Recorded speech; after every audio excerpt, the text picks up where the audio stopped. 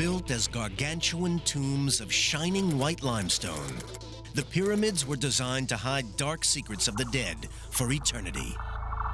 For thousands of years, they have prompted fantastic myths and legends, as well as real and baffling scientific riddles. How were these mausoleums constructed, hundreds of feet high, true to within inches? Why was a nation devoted to housing its dead? Who were the men who hauled billions of tons of stone? Now, science is beating down the pyramids' defenses, shattering ancient myths, and revealing the truth.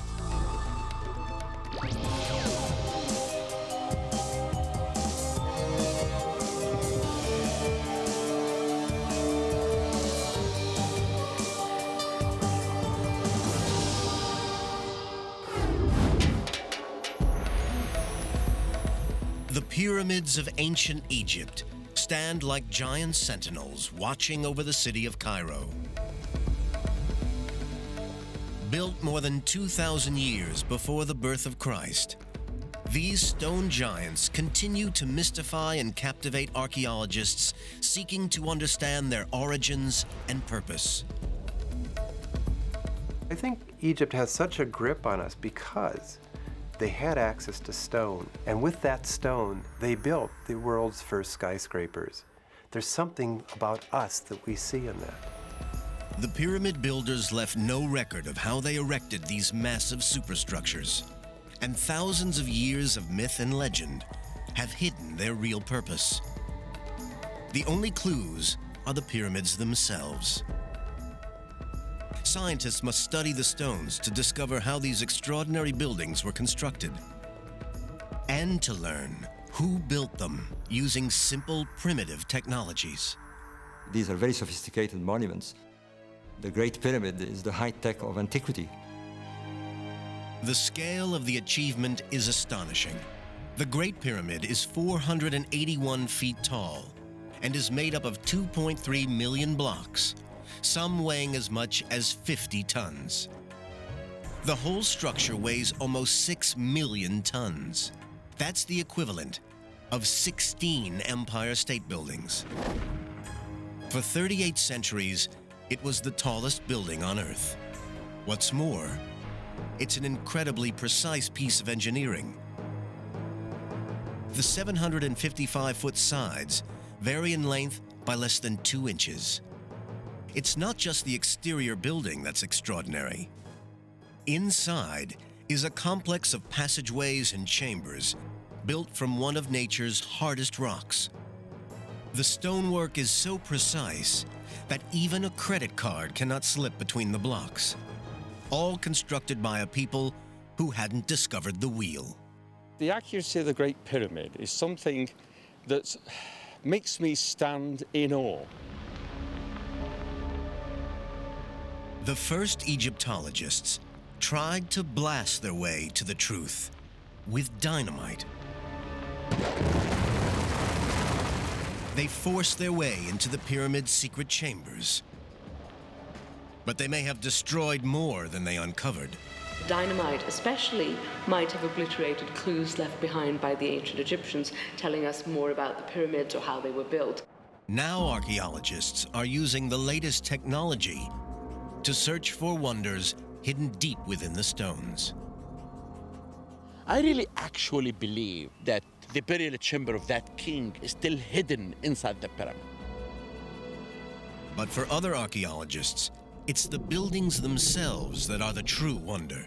The greatest mystery about the pyramids is not secret chambers, it's how the Egyptians managed to build them with the technology they had.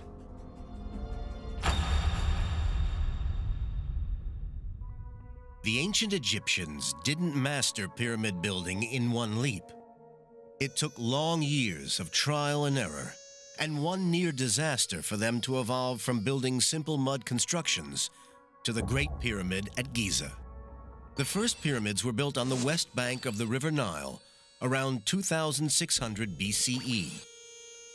The earliest design was the Step Pyramid at Saqqara, possibly the oldest stone building on Earth.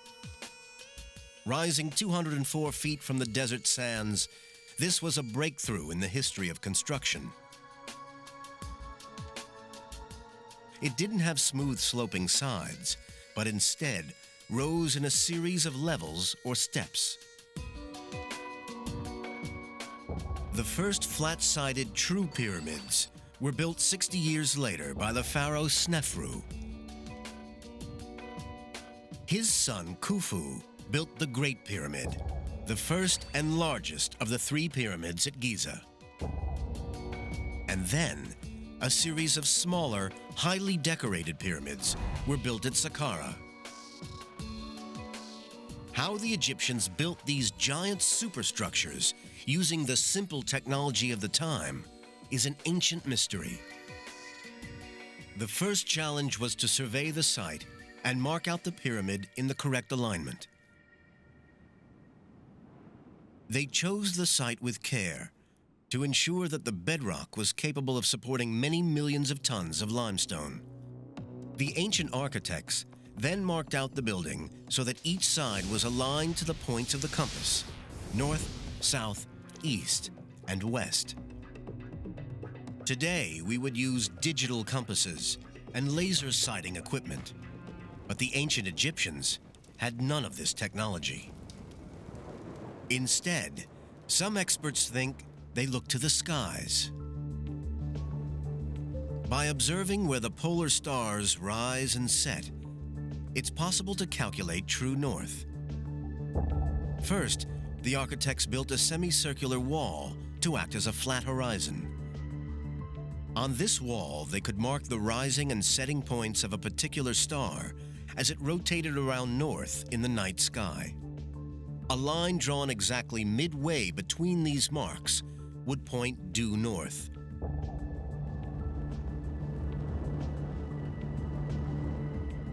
Using just this low-tech method, the Great Pyramid was aligned with breathtaking accuracy. It is off true north by less than 1/20th of a degree. Engineer and pyramid rider Robert Boval has aligned modern buildings himself. He is astounded by the accuracy achieved by the ancient Egyptians. It beats me how they did it. I've set out buildings with optical instruments, with the aid of cranes to place the stones, and sometimes I don't get them that accurate. Having calculated due north, the architects plotted out an alignment line that forms one side of the pyramid's footprint. They then marked out the remaining 3 sides using measuring rods and cords. With the plan of the pyramid now set, the engineers then carved a level base out of the bedrock to support the giant structure. A perfectly horizontal foundation was needed for a precise and stable pyramid. British engineer Dennis Stocks is an expert in ancient Egyptian construction techniques. His work has unraveled many of the mysteries of pyramid building. Modern foundations are leveled with lasers and spirit levels. Stocks believes that the Egyptians used water. In order to get the pyramid base nice and flat and level, the ancient Egyptians used a channel.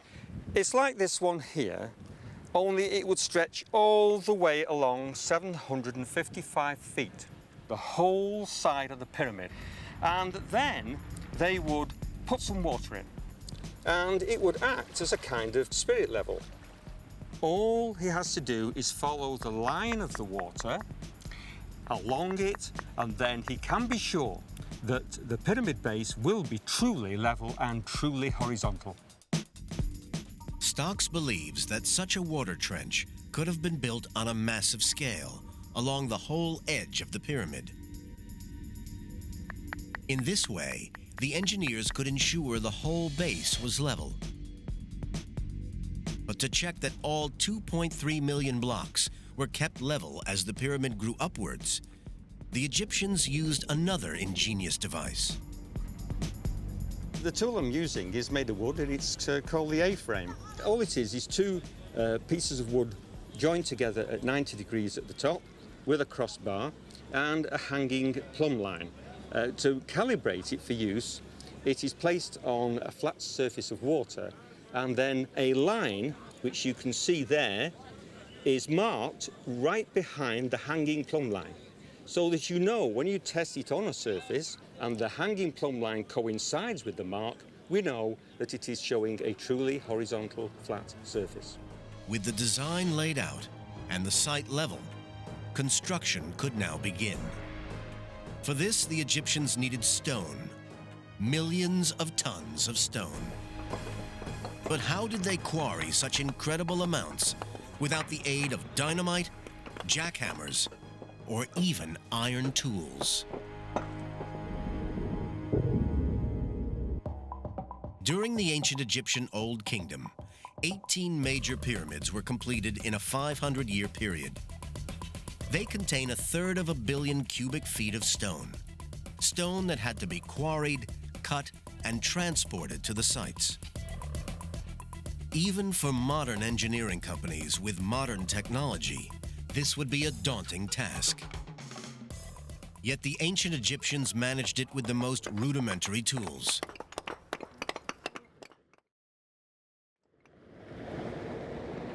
Dennis Stocks is traveling to Tura near Cairo, where much of the high-quality limestone used in the pyramids was quarried. He believes the Egyptians cut this stone using a soft metal, copper. Stocks has built replica copper chisels based on ancient artifacts found in Egypt. By using those, I feel that I am as close as I can get within the mind of ancient Egyptian workers and how they felt. But copper is a soft, malleable metal which bends and blunts easily. How can it be used to cut limestone? Now, the tools that I have in my hand at the moment are the first ones that the ancient craftsmen would use. And this one is a mallet, which is used to strike this copper tool, which is shaped into a chisel. And in order to do this, you lay the chisel against the stone at an angle, position the mallet, and then strike. Quite hard blows, and you will see big chips of stone coming away. That's all right for rough working, but we have another copper chisel which can be used for more finer working in order to get much less stone off at a time, but will bring the surface closer towards the surface which is totally flat. Stock's research shows that it's possible to carve limestone blocks using soft copper chisels. And it turns out that the Egyptians were the unwitting recipients of some good fortune. Detailed chemical analysis of ancient tools shows that Egyptian copper wasn't pure. It contained small traces of arsenic. By a lucky chance, this impurity holds the copper crystals together and actually makes this copper tougher than its pure form. This fluke of chemistry helped the Egyptian stonemasons quarry most of the 2.3 million limestone blocks in the Great Pyramid. The pyramids are mostly made of the relatively soft rock limestone. But the Egyptians also used a much tougher kind of stone, granite. They used this hard, beautifully colored stone for the most important sections of the design, such as the king's chamber within the Great Pyramid. And copper chisels have absolutely no effect on this rock. Sophisticated modern quarrying tools can cut through granite, but the Egyptians had not even learned how to forge iron. Generations of archaeologists could not solve the puzzle of exactly how they cut these 50-ton granite blocks. But now, experimental archaeology is beginning to explain this technological mystery. Dennis Stocks thinks he has the answer. He believes the Egyptians did use copper saws. And not just ordinary saws. They didn't even have teeth. This material here is very hard granite. And to cut this, you need a special tool. And this is a copper saw. but it's toothless. It's got no teeth at all. And you say, well, what's going to do the cutting? Well, it's sand, but it's the quartz crystals within the sand which embed themselves into the softer copper. And because the saw's dragging those crystals backward and forth within the slot, that actually does the cutting. And slowly, bit by bit, the stone is cut right the way through.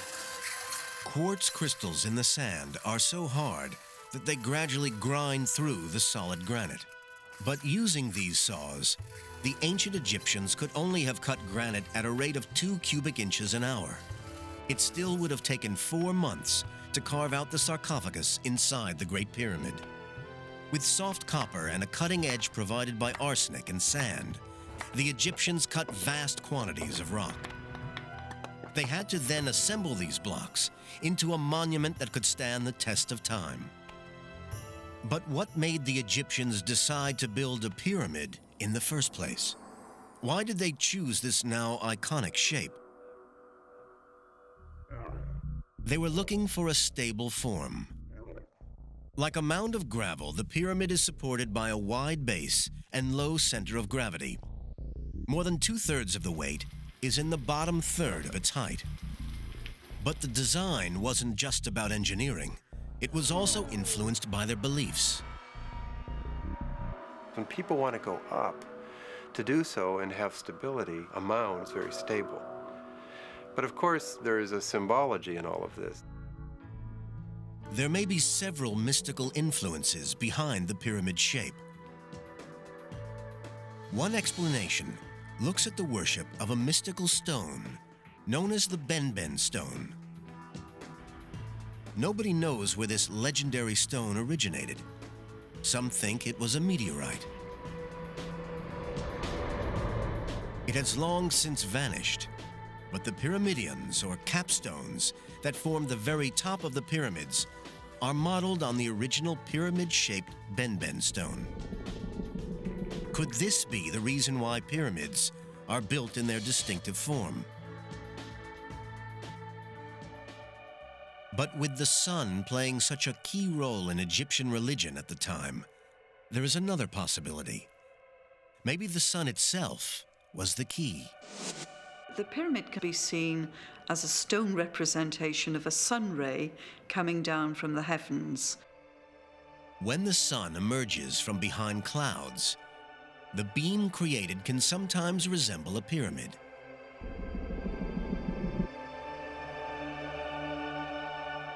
So a stone representation of a sunbeam is a possibility. But perhaps it was simply the pure geometrical form of a pyramid that appealed to the Egyptians. Ironically, the first pyramid, the step pyramid, didn't have smooth sloping sides. It rose in 6 separate layers. It was Pharaoh Snefru, the pioneer of pyramids, 60 years after the step pyramid was built, who created the first smooth-sided, true pyramid. This was a radical new concept, and its success would rest on a critical engineering decision. At what angle should the sides rise? The steeper the angle, the taller and heavier the pyramid would be. If they made it too steep, it might be too heavy for the foundations. Snefru's architects settled on an angle of 55 degrees. At first, things went well, but halfway through construction, cracks began to appear in the pyramid's internal chambers. According to a survey by Italian archaeologists Marigiolio and Rinaldi, the pyramid is built on soft, slaty clay. Only the edges rest on a solid stone foundation. As the pyramid rose, this soft core sank under the weight. The architects had to come up with an answer, or the pyramid might collapse. Construction stopped. Eventually, their dramatic solution changed the whole direction of the build. The architects decreased the angle of slope from 55 degrees to 43 degrees. This reduced the height of the pyramid by 100 feet and the weight by more than 400,000 tons. The engineer's mistake probably angered the pharaoh, but their solution was a success. 4,500 years later, the bent pyramid, as it's now known, still stands, though with its slightly unusual shape. Major pyramids would never again be built at such a steep angle. For his next pyramid, Snefru's architects were understandably cautious. They built the Red Pyramid at just 45 degrees. It has the shallowest angle of any of the Egyptian pyramids, and it's still standing. It's the oldest true smooth-sided pyramid in Egypt today. After this success, the architects grew more confident. They now built steeper and steeper, culminating in the angle of the Great Pyramid. Its sides climb at an angle of slightly less than 52 degrees, rising to a summit of 480 feet. But how did they manage to maneuver 2.5-ton blocks to such an incredible height without the crane or the block and tackle? It was a challenge to the ancient Egyptians, and still remains a mystery to modern archaeologists. Egyptologist Mark Lehner has spent 30 years studying the pyramids hands-on. My approach to the question was, where are the quarries? What kind of a ramp can you get from the quarry to the pyramid in a functional slope? Lehner and almost all Egyptologists believe that some kind of ramp was used to raise the stone blocks. The type of ramp remains a mystery. Did they approach the pyramid straight on? Zigzag up one side? Or spiral around it? It's not a problem that's been totally solved, and I've given my suggestions. I've tried to base them in the landscape, but a lot of it is still inference. Because the ramps were dismantled once the pyramid was complete, only fragments of evidence are available to archaeologists. But it was ramps and sheer muscle power that allowed millions of blocks to reach the summit. Once in position, the builders faced a new task. The blocks had to be fitted together. Surprisingly, in such a precise build, a large proportion of the internal stones were just roughly finished. The gaps between them were filled with rubble and gypsum mortar. In between the blocks were stuffed lots of limestone chippings mixed with a huge dollops of mortar. And it set just like modern concrete. But every stone that would be visible when the build was completed was placed with amazing precision. In the Great Pyramid, the blocks of the burial chamber fit precisely. The sides of these blocks had to be almost perfectly flat to make these astonishing joins. This precision engineering was achieved using the most rudimentary of tools. Yes, we'll use this rods and string tool in order to find out whether the surface is truly flat. And by using a third rod, which is the same length as the other two rods joined by the string, which is now pulled very taut, we can see if it just slips under. Now, we've got a bit of a high spot there. Now, in ancient times, they would mark that simply by putting some red ochre on, just to remind the workers where to go to, and check along the length of the string.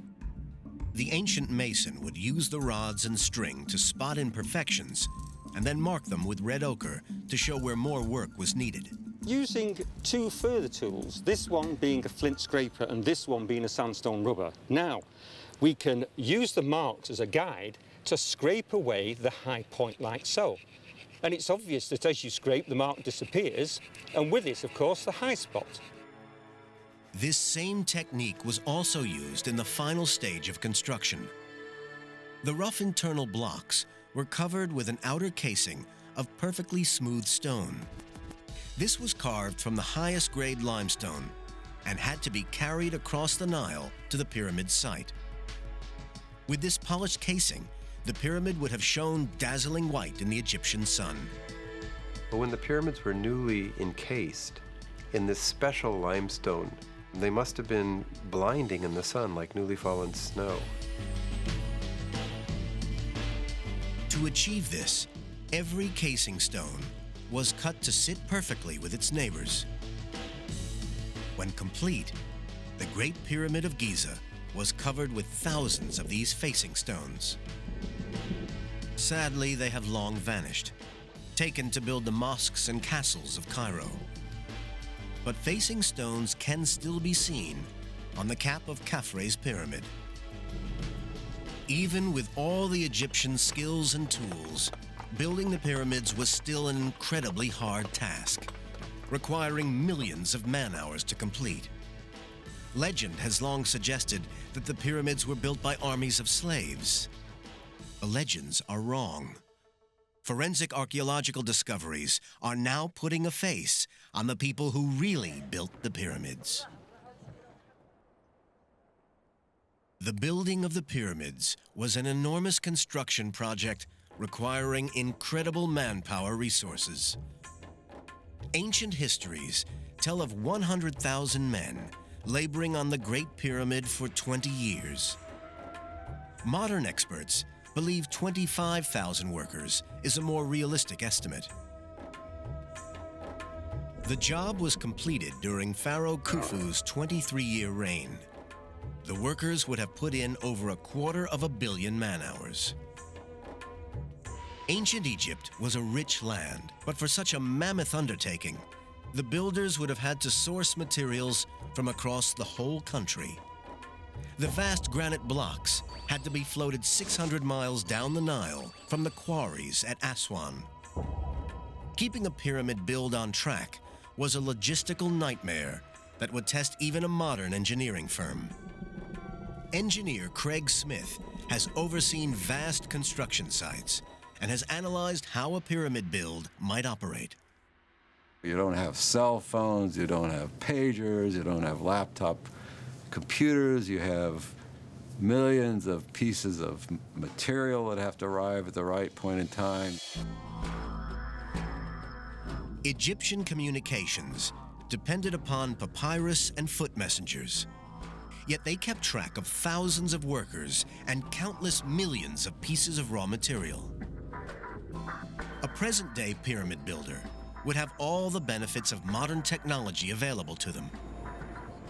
Where the Egyptians probably relied on the stars to align the pyramids, we would use lasers. Where the Egyptians used simple ramps, we would use giant tower cranes to raise the blocks.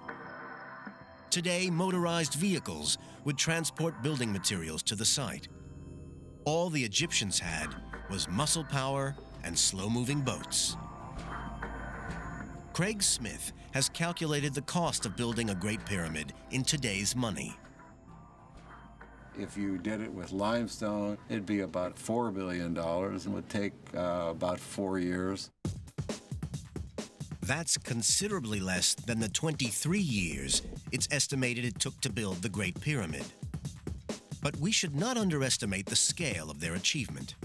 The ancient Egyptian craftsmen would have had to place a block every 2 minutes, 270 blocks every single day for 23 years. And on top of its sheer scale, the pyramid was built to last for all eternity. We haven't built anything of that scale in recent times that probably has any likelihood of lasting 4,500 years. The Great Pyramid alone was a triumph of human ingenuity. But amazingly, the Egyptians built another 17 major pyramids. This pyramid building epic spanned 5 centuries and was perhaps the greatest construction project of all time. These pyramids are known by the names of the pharaohs who commissioned them, but the identity of the actual people who built them has long remained a mystery until now.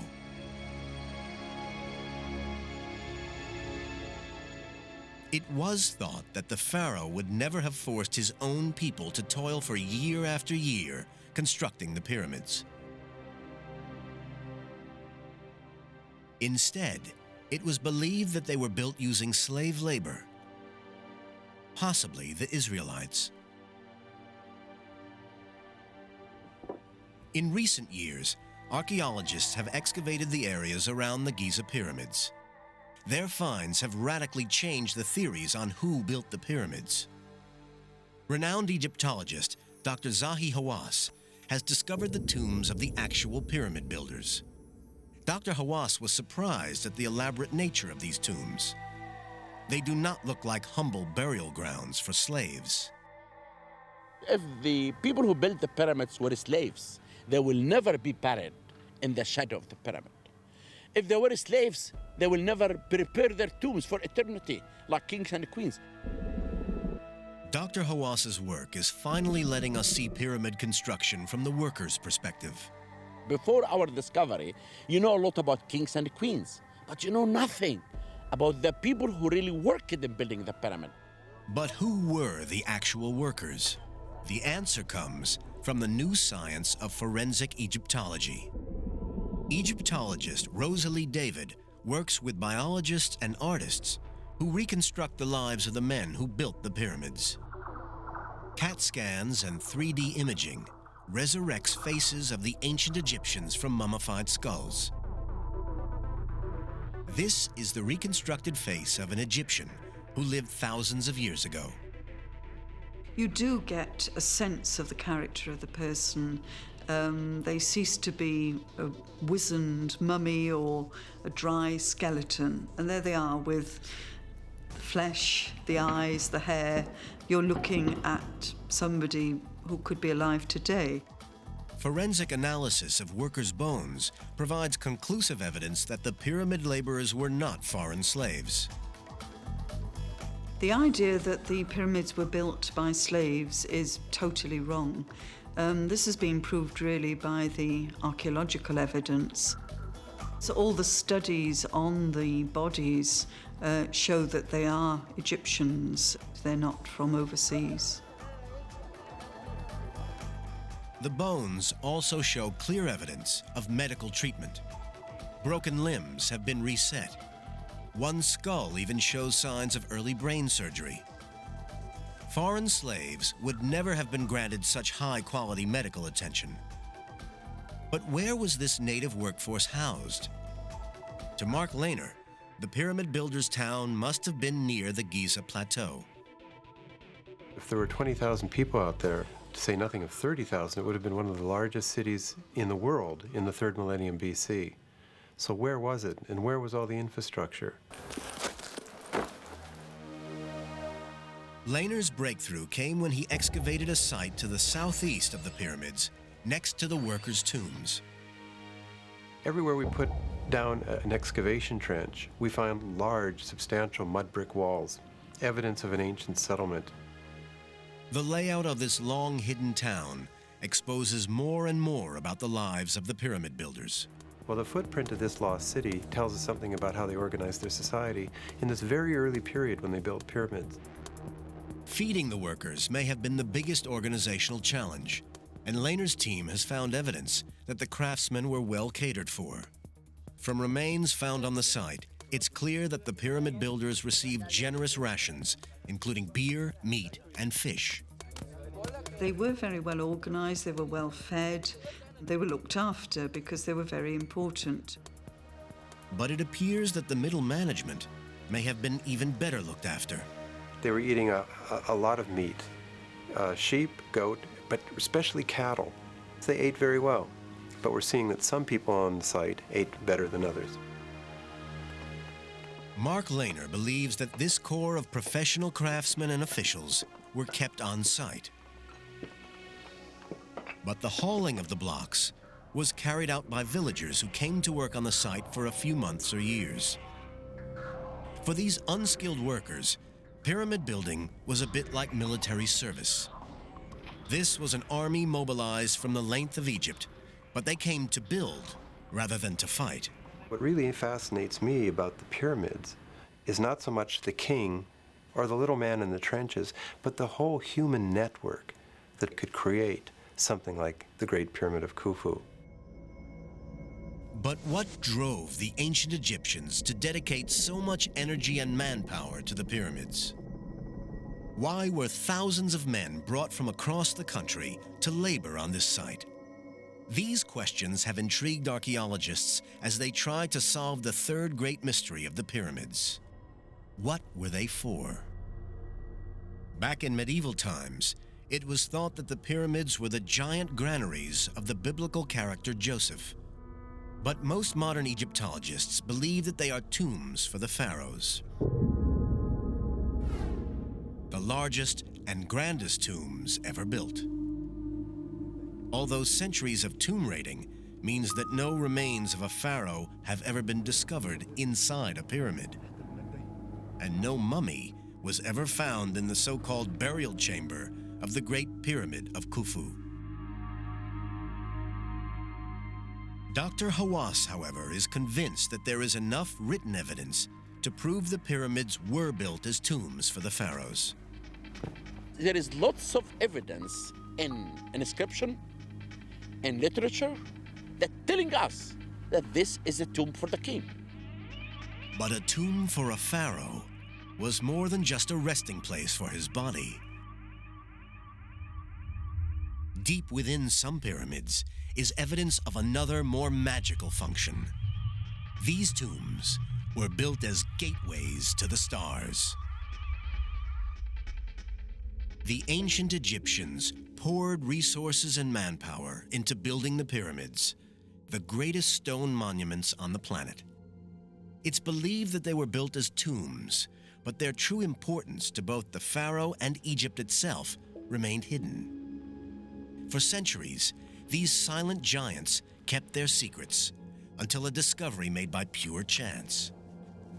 In 1879, a workman was passing one of the later Saqqara pyramids at dawn when he saw a jackal. The beast seemed to be taunting the workman, almost asking to be chased.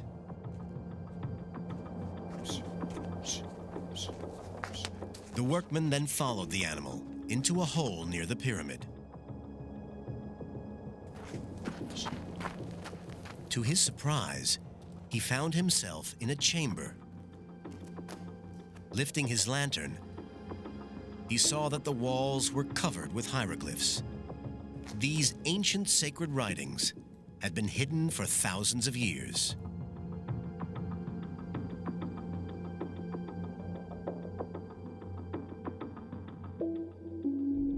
Jim Allen is a world expert on these hieroglyphs, or pyramid texts. He believes they give us a unique insight into the intentions of the pyramid builders. They are the oldest religious texts known from Egypt, which makes them one of the oldest bodies of religious texts in the world. The texts revealed nothing about how the buildings were built, but they do reveal the pyramid's ultimate purpose. The pyramids were not created as simple resting places for the pharaohs. They were built as giant machines for turning men into gods. The pyramid is like a cosmic engine. It is designed to transform the dead being beneath it into a living spirit. When the king died, the ancient Egyptians believed that Egypt and existence itself was plunged into mortal danger.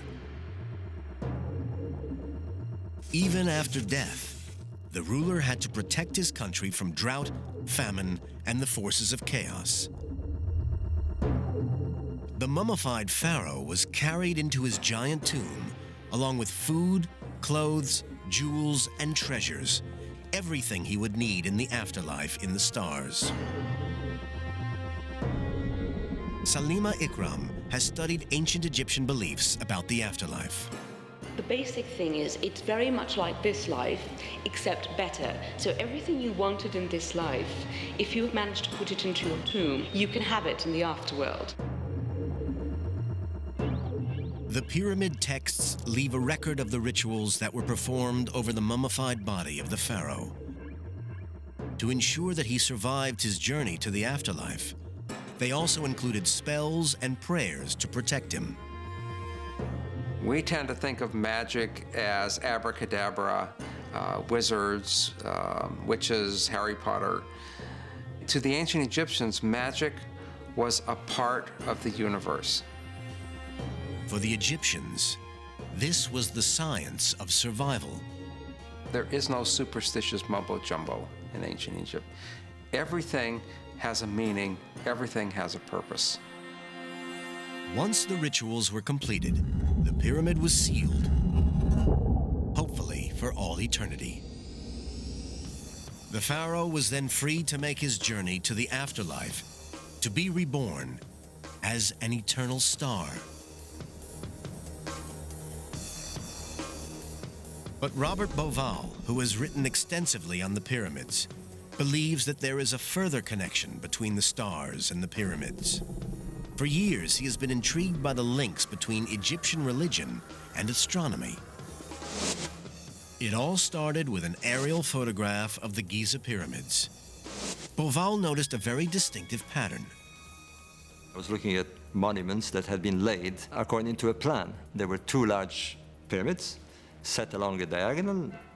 But what bugged me, what really got me, was there was a third, smaller one offset from the diagonal.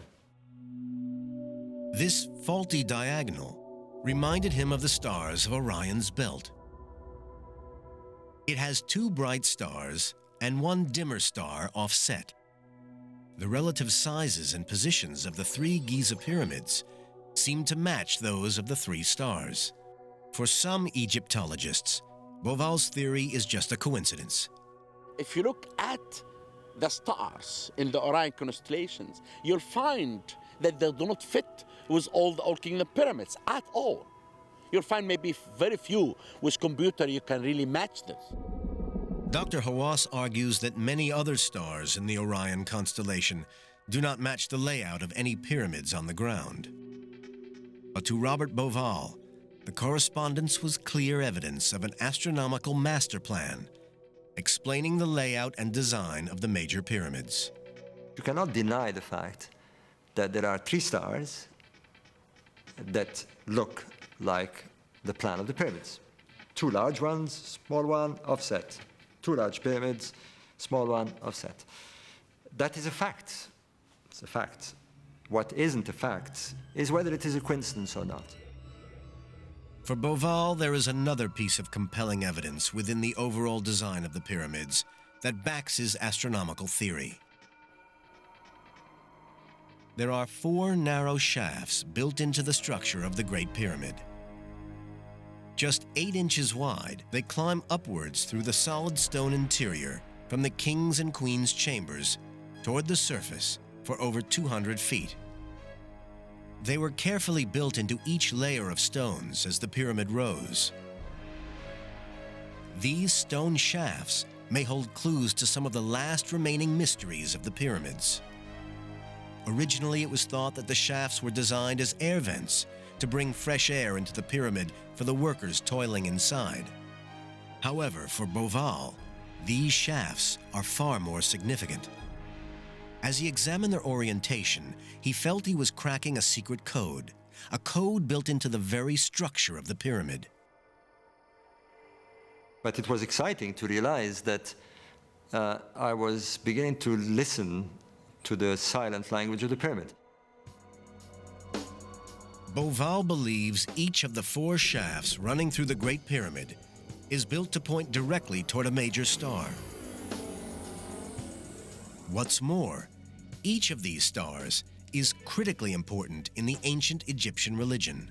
One of the southern shafts points towards Sirius, the counterpart of the goddess Isis, while the other points to Al-Nitak, one of the stars in Orion's belt. This constellation was the heavenly equivalent of Osiris, the Egyptian god of death and resurrection. The star shafts may be aligned this way to help the spirit of the pharaoh ascend to heaven, to join the god Osiris and become a star alongside him. For Bauval, this realization was like solving an ancient riddle. So we have a kind of language, if you like. I call it astroglyphics. The pyramid speaks through its architecture and through its symbolic astronomy. Although Bauval's theory is totally rejected by some Egyptologists, other mysteries and rumors still surround the shafts. Dr. Hawass believes that they may lead to unseen treasure within the pyramid's core. If I'm right, this will be the most important discovery in Egypt and in the world.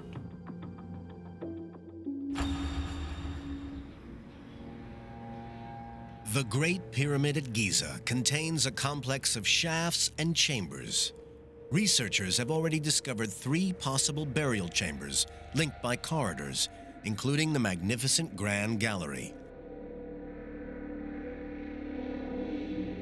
But in recent years, interest has focused on 4 mysterious shafts that run from the King and Queen's chambers toward the surface. These narrow channels are surrounded by rumors of hidden chambers and astrological links. In the 1980s, a French team studied the structure of the Great Pyramid using microgravimetric techniques which detect variations in the density of objects. Their study identified several areas of differing density, suggesting that there may be undiscovered chambers near the top of the pyramid. In 1993, Dr. Zahi Hawass worked with a German robotics team to explore the shafts in the Queen's chamber. What they discovered rocked Egyptology. After 200 feet exactly, the robot was stopped in front of a door with 2 copper handles. The southern shaft was sealed by a solid limestone slab, which blocked the robot exploring further. In 2002, a different team went back with a more advanced robot. It carried drilling equipment designed to cut through the limestone panel. Remote sensing techniques, similar to those used to find earthquake survivors, had revealed that the slab was only 3 inches deep. The robot climbed up the narrow shaft and drilled a small hole, just big enough for a tiny camera to pass through. What the camera revealed was totally unexpected. Another limestone door across the shaft. For some observers, it was a bitter disappointment. But for Dr. Hawass, this was still an important find. We are not looking for the doors of Alibaba and the 40 thieves. We are looking for archaeology. Then anything that you discover inside the pyramid, it's a major discovery. Behind this second door is a region of the pyramid unseen for over 4,500 years. Dr. Hawass believes that a hidden chamber may lie behind the limestone slab. He is now ready to go back inside the Great Pyramid and believes he may find the ultimate archaeological prize. I still believe that the burial chamber of Khufu is still hidden inside the pyramid, that we're going to go through the first door and the second door to find out what is the mystery behind them. If Dr. Hawass uncovers the tomb, it could be the greatest find ever, greater even than the discovery of the tomb of King Tut. Here may lie the last mystery of the pyramids, the final resting place of Khufu, one of the greatest of pharaohs. Sealed since the day when the pyramid was finally completed and stood gleaming in the desert sun. The Great Pyramid is the only wonder of the ancient world left standing. Its polished stone casing has long gone, and it has lost 30 feet in height since it was built. But even at that rate, it might take another 65,000 years before it disappears from the skyline. The pyramids stand as a testament to the extraordinary skills of the people who built them. They tower over history itself, truly among the greatest achievements of mankind, past and present. They stand there against all the odds after thousands of years, and they trumpet immortality. As the ancient Arab proverb says, man fears time, yet time fears the pyramids.